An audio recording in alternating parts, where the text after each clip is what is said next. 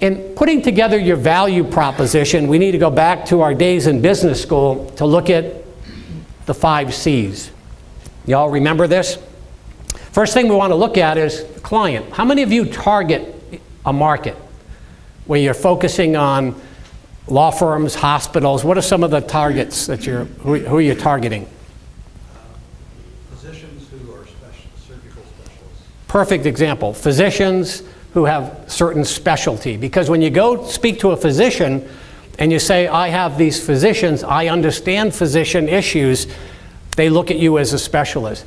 So define your market. What needs do we seek to satisfy? When I first came in the insurance business, and Jim Feek remembers me back in those days, I was in the IRA business. It stood for I'll write anything.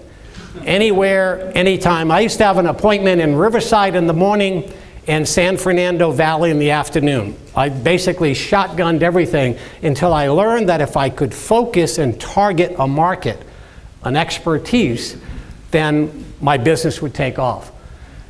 But the most important thing is to really understand the buying process. And this is what's changed in selling over the last 5 years. You have to really understand the buying process. And in Merge, I go through some examples of this from a lot of good research. Now think about this for a second. When you work with a client, let's say estate planning is a good example, and you sit down with my wife and I, and you do an analysis of our estate, and you say, Bill, you and Eileen need $10 million of taxes when you die, and the best solution for that, and it may be, is to buy a second-to-die life insurance policy. You just made me aware of a problem I didn't realize I had, and you've already given me the solution. And you came highly recommended. So what do I do? Say, did you bring an application with you today so we can get this started? No. What I do is I go to seek out some information. I'm going to talk to other people. I'm going to talk to my advisors, my next door neighbor, my relatives. I'm going on the internet, and I'm going to educate myself because I can't believe that's the only solution.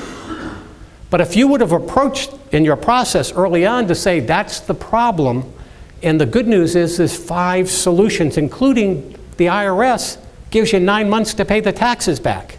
Now we all know that's not the right solution, but you need to lead them to your solution. Don't lead with your solution.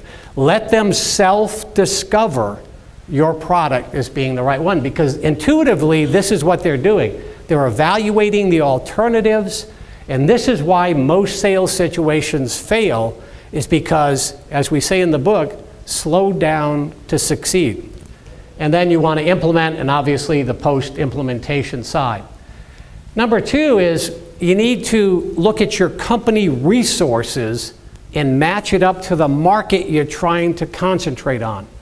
If you have a boutique 401k firm, it would be foolish for you to go up against Fidelity for a $200 million plan, even if your brother-in-law's in HR. I mean, in reality, it ain't going to happen. If it does, you got lucky.